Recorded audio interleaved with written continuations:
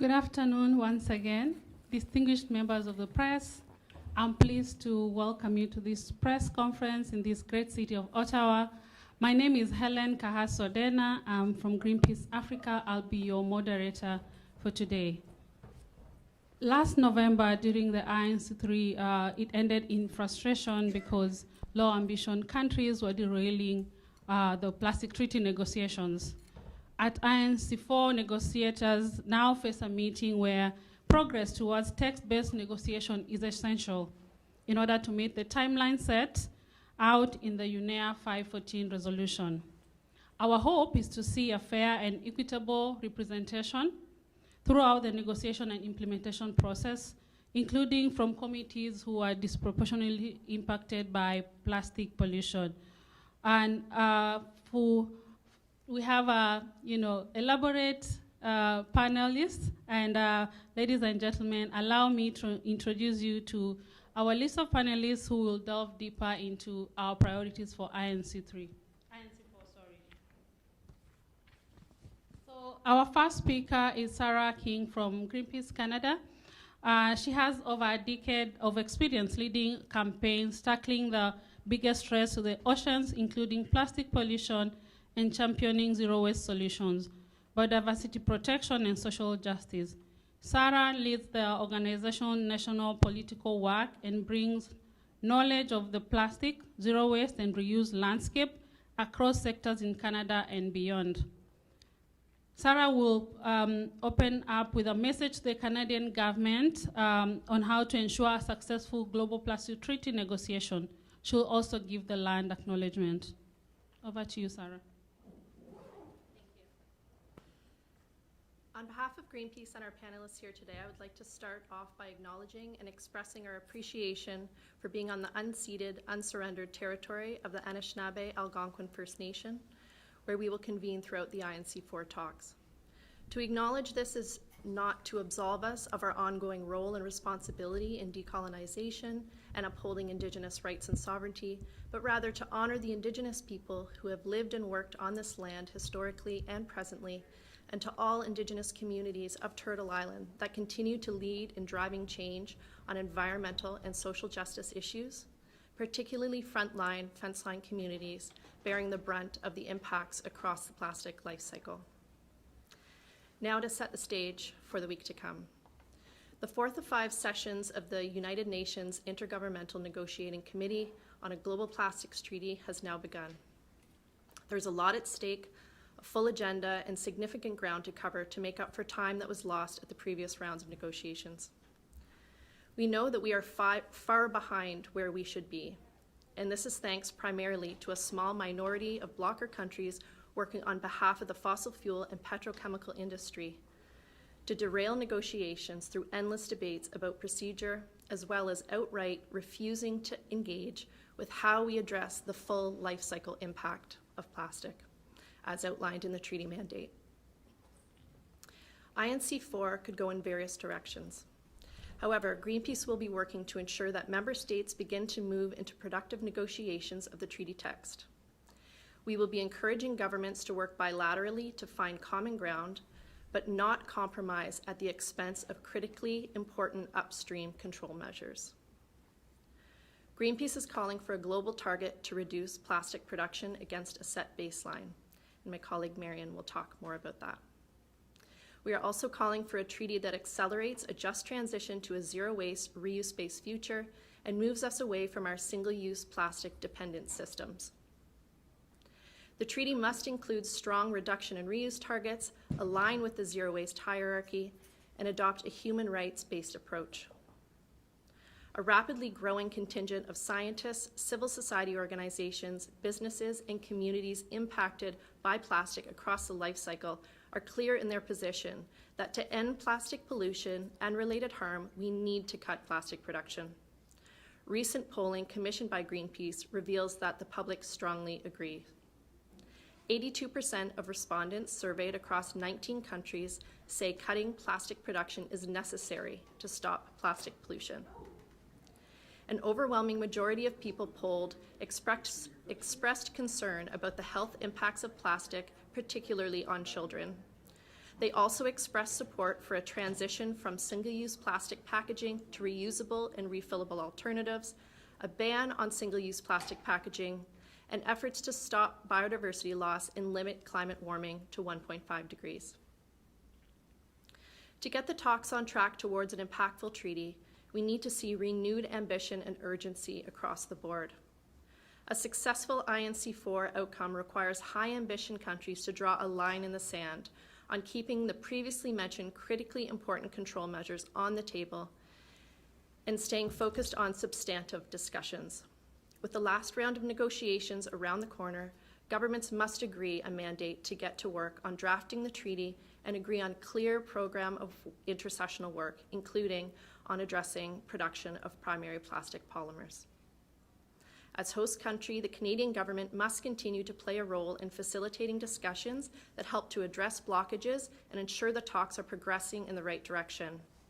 As a country committed to the protection of biodiversity, curbing the climate crisis, and achieving zero plastic waste by 2040 nationally, it is in its interest to champion the strongest measures in the treaty that align with achieving these objectives, namely supporting a cap on plastic production. The future health of people and the planet has never been more in question, but INC-4 can and must be known as the negotiations where an end to plastic pollution became within reach. Thank you. Thank you, Sarah. Our next speaker is Joe Vanna from the Descendants project. Joe will be speaking about how a strong and an ambitious global plastic treaty can help frontline communities achieve environmental justice.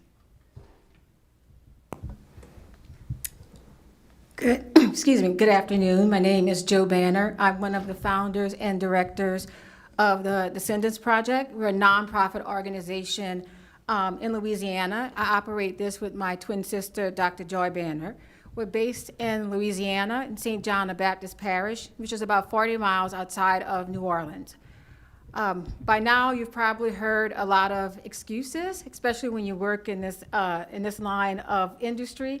And I wanted to start off with actually some of the excuses that I hear in my work advocating for my community. So, and you can shake your head if you've heard these before, but it's needed for our safety, it's necessary for our comfort. Without it, our lives would be chaotic. Excuse me. We need it for our economy, we need it for our food, we need it for our clothes. We need it because it gives the workers purpose, a job to do. It allows us to live our lives more fully. We depend on it too much to stop. So I've heard these excuses a lot, but actually these excuses come from the 1800s in defense of slavery and not of plastic. But it's no coincidence that the excuses are the same because it's the same system. Throughout my area of Louisiana and even other parts of the country, chemical plants are in the literal footprints of plantations.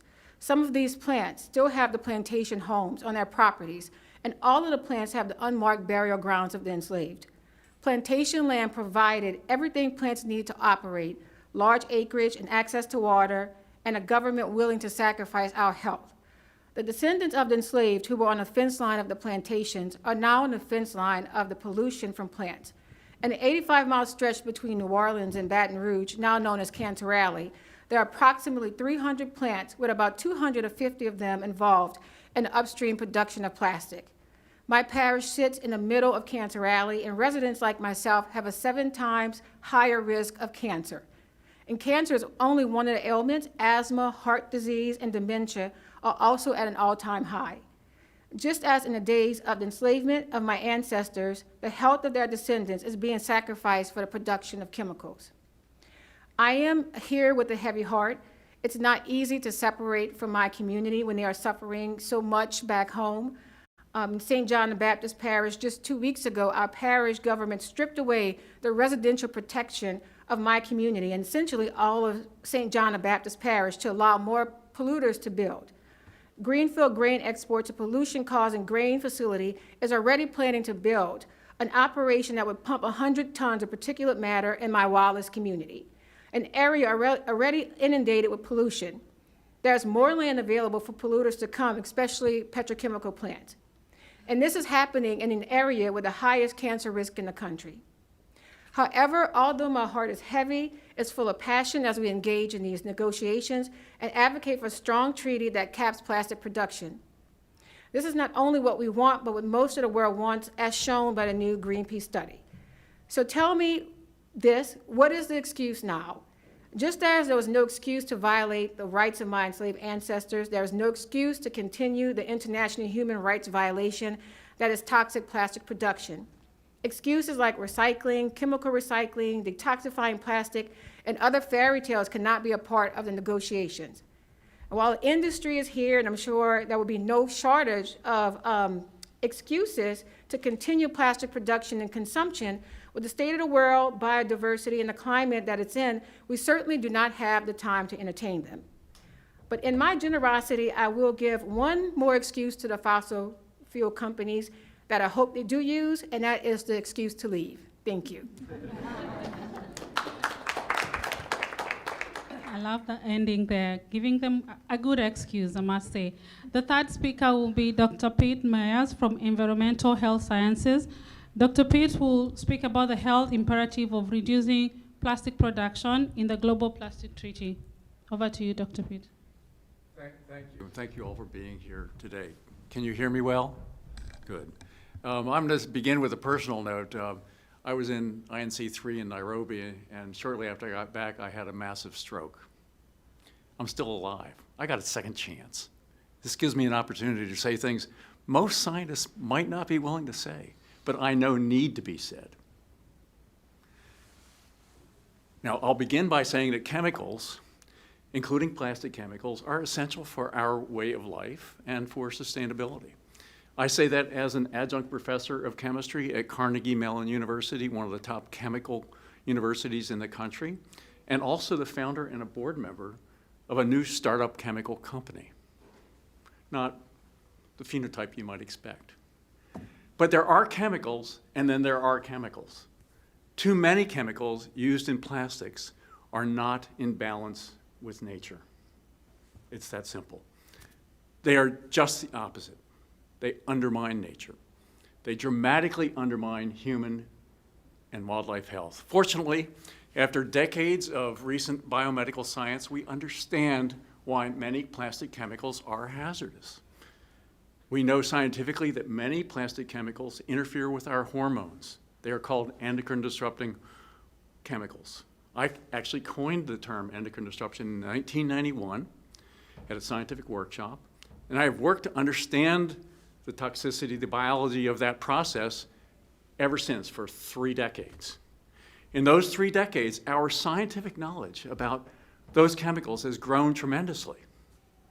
Not only do we know a lot about how and why they interfere with hormones, we also know about the human health effects, which can be disastrous and expensive for society as a whole. In those 3 decades, the numbers of chemicals used in plastics have increased dramatically. It's so bad that we haven't been able to keep up with their toxicities. This means that while we know a lot about how devastating some plastic chemicals can be, in fact, for most, we have no information about their toxicity. And if there's one thing I am certain of about those unknowns, some will prove to be as bad as the knowns. No question about that. In those 3 decades, plastic production has increased exponentially. We know that micro and nanoplastics are ubiquitous. They're everywhere around the world. They're in the environment, every place you look. And they're in our bodies, in our brains, in our hearts, in our, not my placenta, but in human placentas. They're in our babies. They're in breast milk. Most recently, we learned that the presence of micro and nanoplastics in our heart arteries are big predictors of heart disease, heart attacks, and death. This was in the New England Journal of Medicine, one of the premier medical journals in the world, just a couple of weeks ago. Very serious science. As we are told by industry that plastic production will not only increase exponentially, it's going to triple by 2060. So here we are, already in trouble, and they're saying we're going to continue business as usual and grow threefold. And how bad is it going to become? Life cannot support that increase. The plastics industry is behaving like Jim Jones in Guyana, for those of you who know that story, when he invited his followers to drink poison Kool-Aid to commit suicide. We are in a course toward societal suicide. If we want a sustainable planet, plastic production must slow down dramatically. It is our only choice. Toxic plastics actually are worse than tobacco smoke. They are poisonous and persistent. They will be with us forever. They don't disappear. They just get smaller and smaller and more likely to enter the most intimate crevices of our lives. We cannot keep adding to the plastic production. Thank you.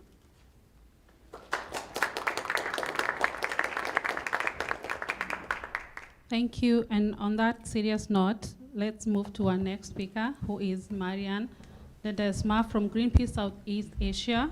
Marian has been an environmental advocate for over 18 years, first campaigning on climate change and renewable energy as a youth. As a youth leader, Marian has been part of the Greenpeace delegation since UNEA 5.2 and can bring a detailed analysis of the process. In this press conference, Marian will be speaking about the need for at least a 75% reduction on plastic production by 2040. Over to you. Thank you, Kahaso. Well, relentless plastic production has resulted in toxic pollution, serious health impacts, and environmental destruction. But it is also fueling our climate emergency, making the global plastic negotiations a fight against the harms of plastic and fossil fuels. The outcome can only be a win for people or for fossil fuels. It's either or, and the governments have to choose to side with humanity over industry and profits. The Plastics Treaty is the member states' opportunity to eliminate the environmental, social, and health costs of plastic production and pollution that are burdens borne by people. And it must be noted that these impacts are felt even more keenly by vulnerable groups and communities in the Global South. One report showed that because of structural inequities, the costs of plastic pollution are 8 times worse or higher for low and middle income countries compared to higher income countries. And it's ironic because considering per capita consumption in the global north is actually about 4 times more than the global south. The plastic crisis and its cost exacerbate the challenges in global south regions brought about by other crises like the climate emergency, as well as long-standing inequities and economic underdevelopment rooted in colonialism. In the Philippines, injustices like waste colonialism, disrupted livelihoods of fisherfolk, and burning of plastic waste in cement kilns are just examples of what harmful impacts and practices are brought about by the plastic crisis in developing countries. It is undeniable that the Global South is disproportionately affected by plastic pollution. It's an environmental justice issue that intersects with the climate crisis, biodiversity loss, social inequity, food insecurity, and public health issues. Now, our allies and over 2 million people around the globe stand with Greenpeace in calling for production cuts and other ambitious measures such as single-use plastic bans and transitions to reuse and refill solutions. Because people know what is at stake here, and what's needed are governments that match their people's ambitions. If countries are committed to protecting the planet and putting the well-being of people first, they must develop a treaty using a systemic and comprehensive approach that encompasses the full life cycle of plastics. And that starts with extraction of fossil fuels and plastic production. It must start with and be anchored on measures to reduce plastic production, not just for so-called problematic plastics, but for all plastics. Cutting plastic production by 75% by 2040 helps keep global temperatures within the 1.5 degrees Celsius threshold. And it ensures that communities like mine and yours, all of our countries, are safe. Yes, it must seem very ambitious, 75% cut. It is very high, but frankly, it's what's needed to have a planet that is livable, and a planet that is livable not just for people and countries who can afford it, but for everybody. Letting this become a mere waste management treaty is unacceptable, and to keep producing plastics is unjust for fence-line communities who feel the impacts of production the deepest, and for low-income and marginalized groups who have difficulties that are exacerbated by plastic pollution. It's unjust for every single person as well, because the reality is that we are all subjected to the broad range of impacts and threats of plastic pollution and production.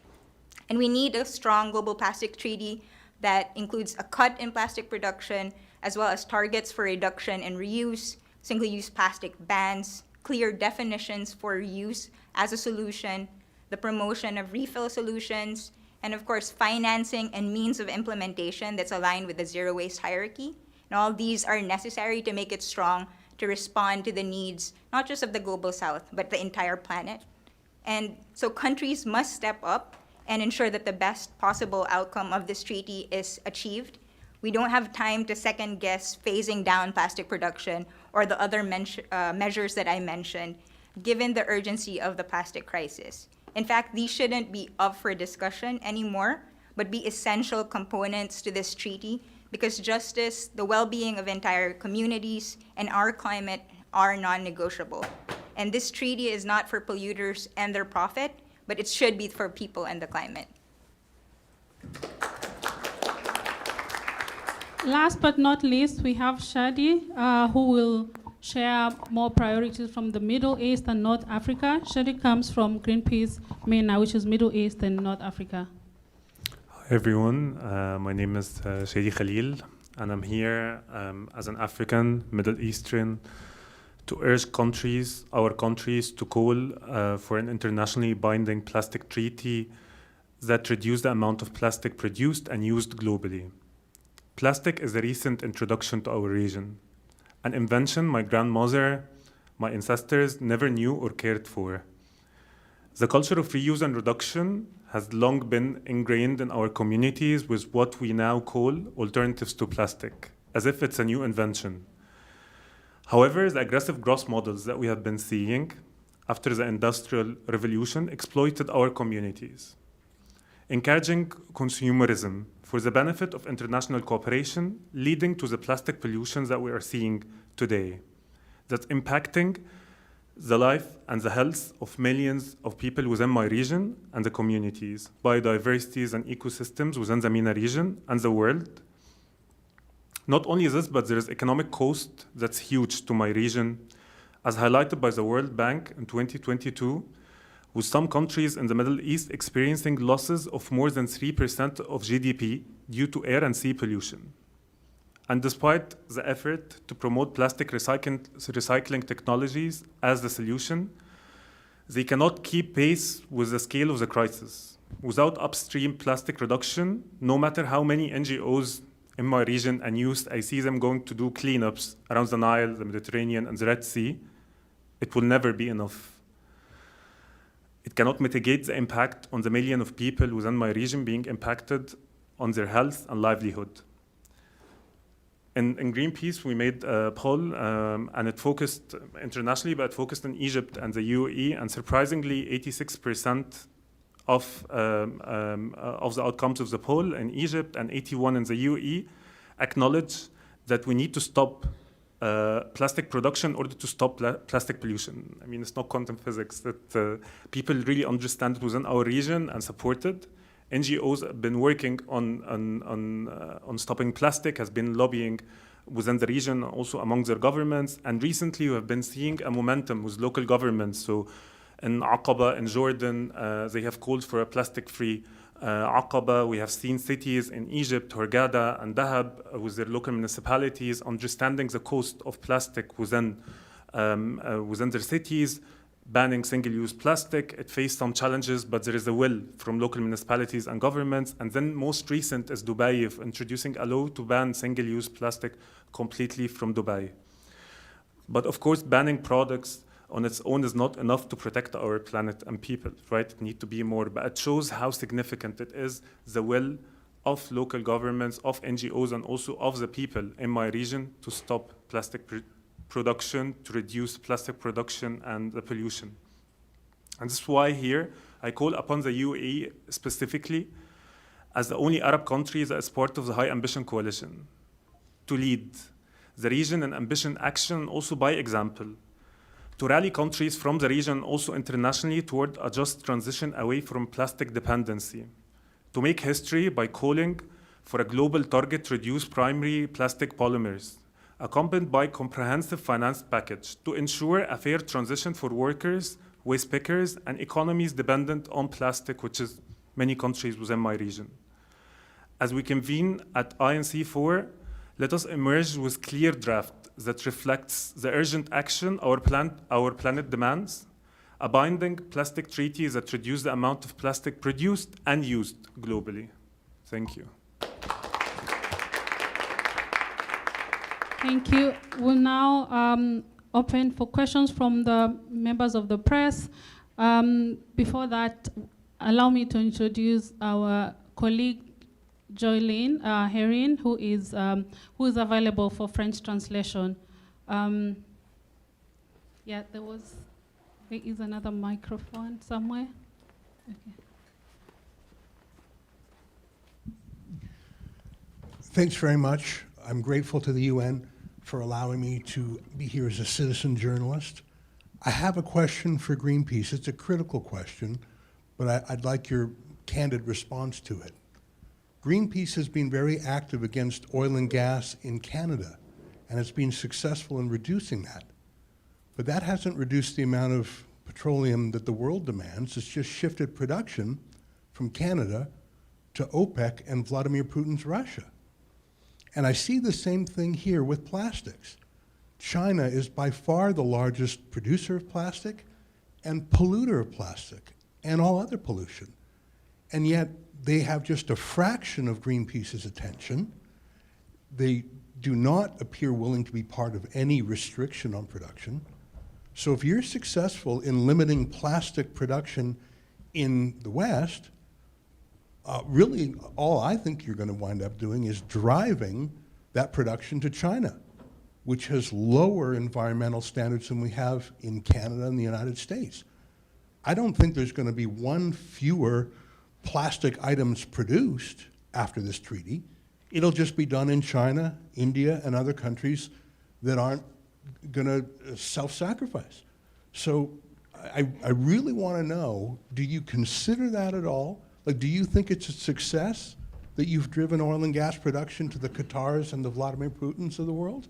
And will you think it's a success if you shut down factories in America and Canada, but build them up in China and other non-compliant countries? Thank you for letting me ask the question. Thank you so much for your question. I mean, it's a valid question and something that, I can explain a bit the structure of Greenpeace, but Greenpeace, there is an international umbrella, and then we have different NROs in different regions, so we campaign globally. So Greenpeace does not campaign only on the West, but I come from Middle East and North Africa. We have colleagues here from Greenpeace Africa, and we campaign on a local and national, and then at certain points, like INC and also the COP, we collectively join forces to campaign internationally on internationally binding agreements targeting fossil fuel industry.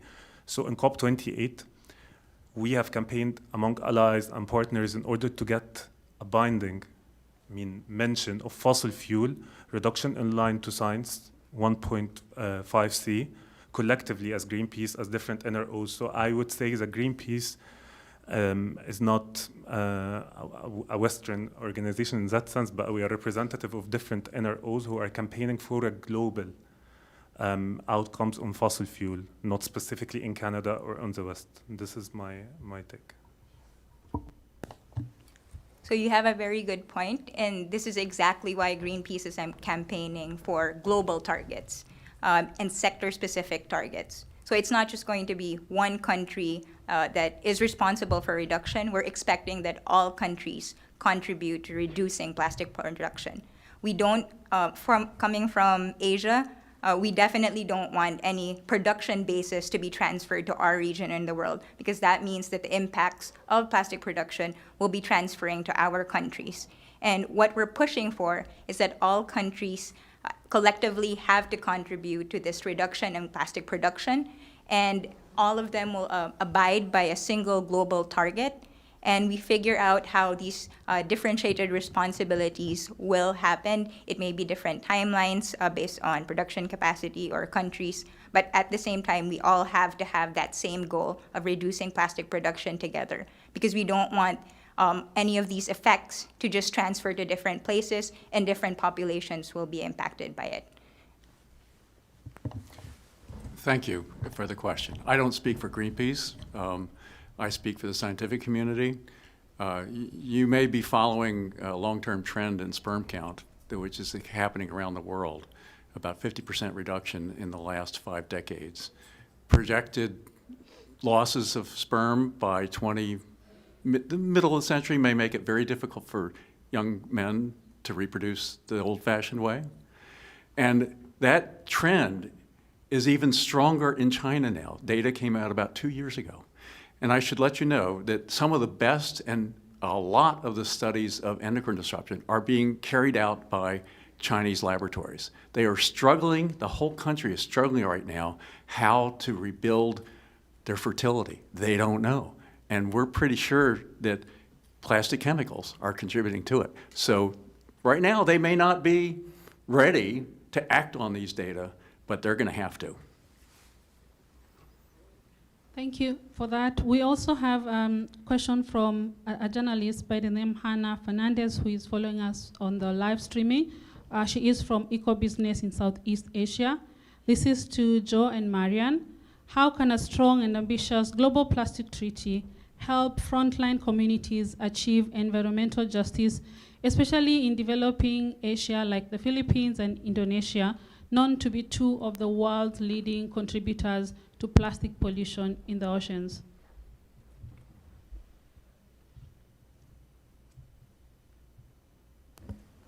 Thank you for the question.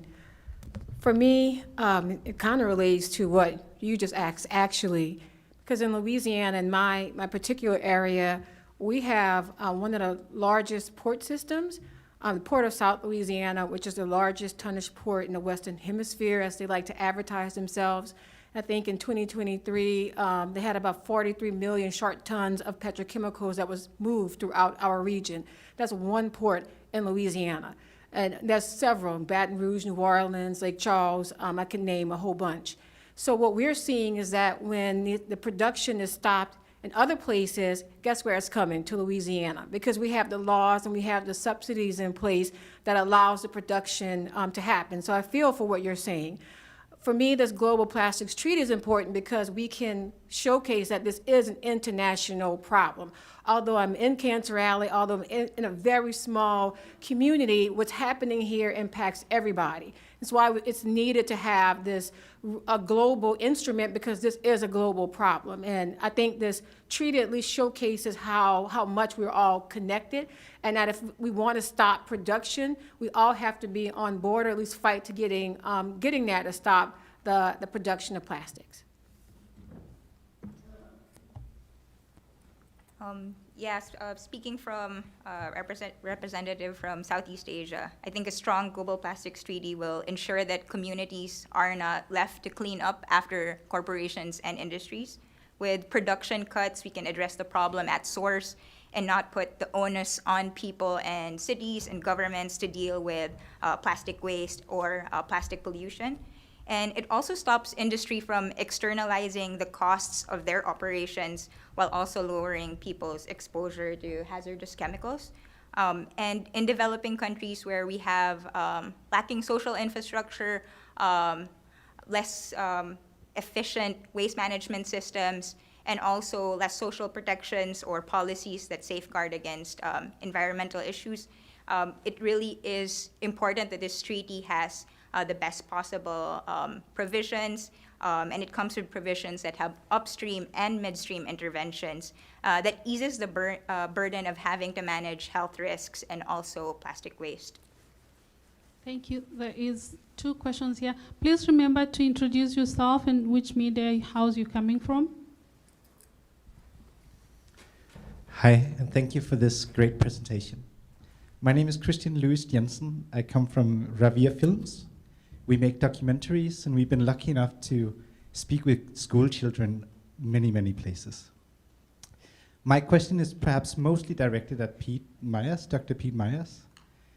We have heard many school children be very concerned about car tires and car tire particles. Now, I live in the north, not the global north, but the global very high north. And we see a lot of plastic and plastic pollution getting transported towards us. And I wonder, Dr. Pete Myers, are you worried about car tires, and which effect do you think this has, and are you bringing this into the negotiations? Thank you very much. I am very worried about car tires as a major source of micro and nanoplastics, but I also am worried about the chemicals in them. There's a chemical called 6-PPD, which not me, but some of my colleagues have discovered within the last 2 years are deadly for salmon, deadly. I just learned that a chemist has discovered a replacement for 6-PPD by using new chemistry that wasn't available until recently. And so I think that in some cases, some of the problems, this 6-PPD problem is going to be solved. It's going to be, and it's already starting to move into the marketplace. But what we need, not only do we need reductions in plastics production, but we need a revolution in chemical synthesis, using the knowledge that my colleagues have developed over the years to guide that production to safer materials.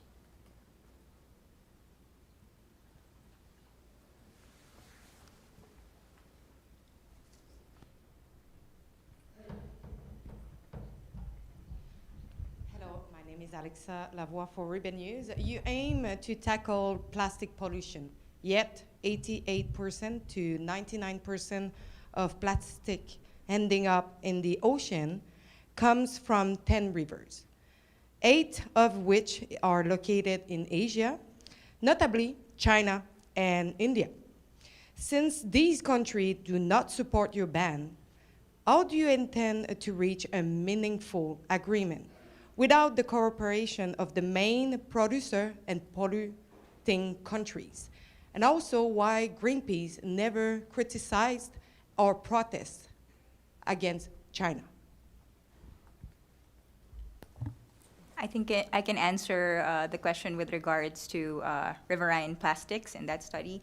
The problem really with those kinds of study that put labels and blame certain countries or regions in the world is that a lot of these studies fail to take into account different factors, such as waste colonialism. So in those regions that are named in that study, for example, waste is still being transported from wealthier countries to these countries that are doing it.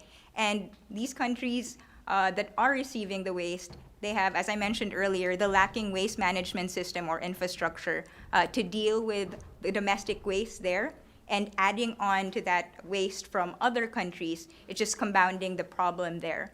Another thing that that particular study also considered or was talking about are the number of rivers in the area, or the measurements, as well as the volume of precipitation.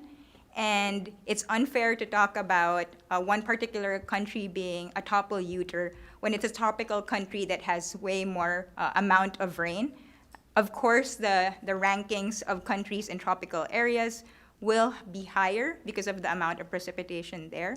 And really, we have to look at this plastic pollution problem from a global approach, because the problem is transboundary. It's not just isolated to one region, to one country. And the problems of one country and with their plastic waste, with the plastic pollution, eventually do reach other regions of the world. And this is why we're really trying to focus on a global plastics treaty that has a binding target for every member state in the UN, because that's what's necessary to achieve this, to achieve or end plastic pollution, basically. One more question from? Could I answer that too? Okay, go ahead. Great question. You may not know that China made a very bold move against plastic pollution a few years ago completely disrupted the recycling industry because they refused to accept the types of colonial plastics that she refers to. Completely. It completely undermined the US plastics recycling industry. China does care, and China is looking for solutions. I've spent a lot of time in China, and it's not right to simply try and blame them for all these problems. Thank you. So we'll have the lady and then the gentleman after. Hi, my name is Sarah J, and I'm representing the fashion media here today, and specifically Fashion Revolution Canada. We know that the use of fossil fuel-derived textiles is increasing, that landfills are full of plastic clothing, and that fashion is, of course, a leading source of microfiber pollution. My question is whether the committee is considering fashion's specific impacts and whether we can expect specific targets for the fashion sector.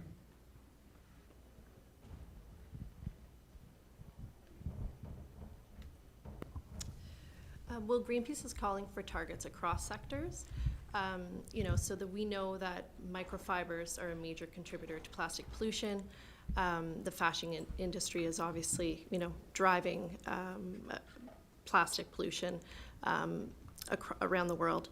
And so we definitely want to see that the fashion industry is included in these global targets. But regarding whether or not it will be including, that's for us to see in the coming week.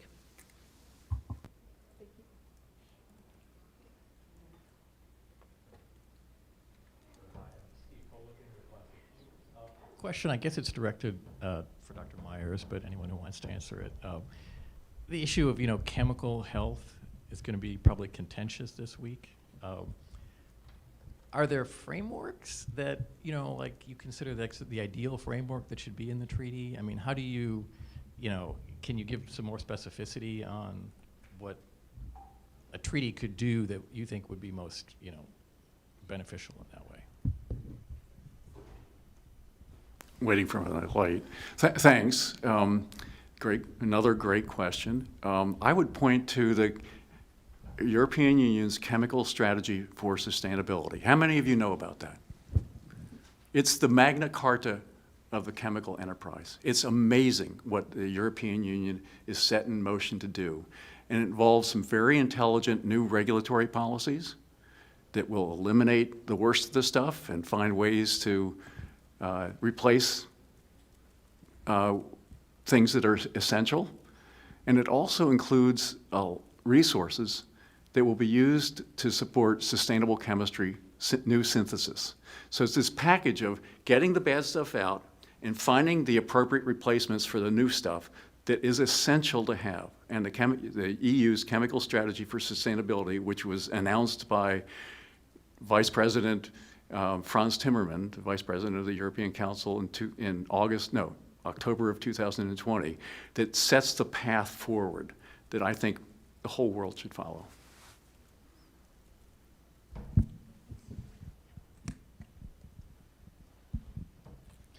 Hi, thank you all. I'm John Chmea from Greenpeace Group. In most scenarios I've seen for reducing plastic waste, we need to cut production and increase end-of-life management, including recycling.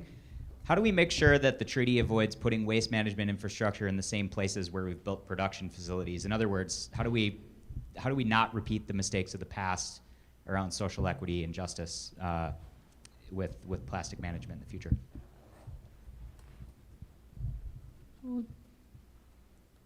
Any panelists can take that? Yeah, you're right. The most effective measures are really coupling upstream measures and midstream interventions with downstream approaches that will address legacy plastics. And one way that we can ensure that harmful waste management technologies aren't implemented in areas is to ensure that they're not included in the treaty at all. So I'm talking about waste to energy, incineration, co-processing of plastic waste. These false solutions should not be an option in the Global Plastics Treaty because they create more problems than they solve, and they're just adding to the pollutions and harms of this plastic life cycle. Thank you. We will allow two more questions, and then the speakers will also be available for one-to-one interviews. The gentleman, yeah. I really appreciate the fact that you answered my critical question. I have one more critical question put in good faith. In Canada, I know some of you know that a couple of years ago, there was a large act of civil disobedience by the truckers. And they honked their horns and they broke some parking laws. And some of them were charged with mischief and some of them were put in jail. And they were peaceful political protesters. That has been one of Greenpeace's tactics in Canada. In fact, the environment minister used to be a Greenpeace activist, and he was convicted of mischief for breaking out of the CN Tower a couple decades ago. Given the fact that the courts have sentenced many of those trucker protesters to prison time, do you think it's appropriate that Greenpeace continue down that road, or have you sort of grown up enough that you don't need to break the law for media attention? I mean, you're here, you've got a Greenpeace alumnus as the environment minister. You're here at the UN. Is it time for Greenpeace Canada to retire the law breaking? I mean, our country's really had to deal with that over the last couple of years. Thanks for letting me put that question. Sarah?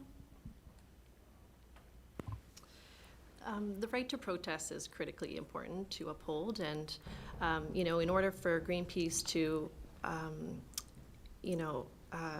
hold corporations accountable, expose injustices, sometimes we do engage in civil, nonviolent direct action. And so, yeah, it's critically important for us to uphold that right and to uphold democracy. And so, that's our position for that. Okay. Because of time, we'll take the last question. Okay.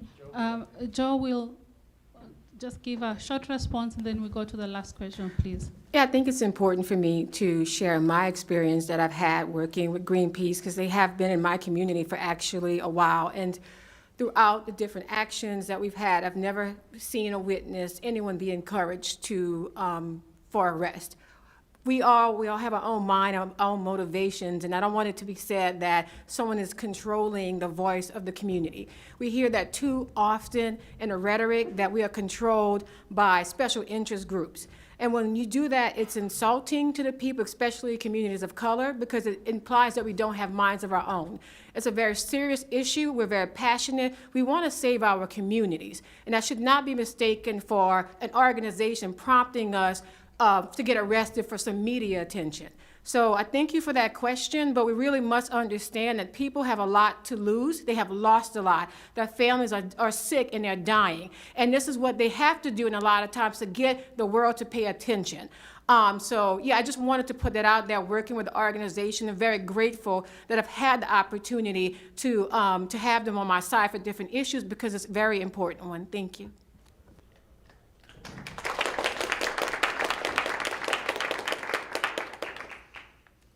Yes, please. You are advocating and you are also looking for banning single-use plastic. Yet, companies are turning to paper straws, which are more harmful for the environment and human health, and to reusable bags made with plastic, which largely come from China, thus creating a new problem. Why are you not addressing these industries? Well, Greenpeace isn't just campaigning for replacing plastics with yet another disposable product like paper straws, as you mentioned. What Greenpeace wants is to transition justly to reuse and refill models. And this means that these, the products and materials there must be safe. They must be used a minimum number of times to fulfill their sustainability break-even point. There are different criteria to make reuse and refill models successful, and also to apply them to different contexts in different countries as needed and based on their cultural traditions or their practices that are indigenous to their countries. It's important that when we're talking about alternatives to single-use plastics, we're not automatically thinking of yet another product that's going to end up in a landfill, whether that's a paper straw, a piece of plastic that is made from organic materials. Biodegradables and compostables are just as problematic, especially in countries that don't have industrial composting facilities. Thank you, Marian, and thank you everyone for attending our press conference. We will send the press release and the video recording right after this. We'll also want to invite the media to a press conference that will be held here tomorrow from the indigenous community on the front line of the plastic crisis. And the spokespeople will be from the Amnijang First Nation, the Society of First Nation and Keepers of the Water, to give remarks. So this will be happening tomorrow at 10 a.m. in the same room. Our speakers are now available for individual interviews. Thank you.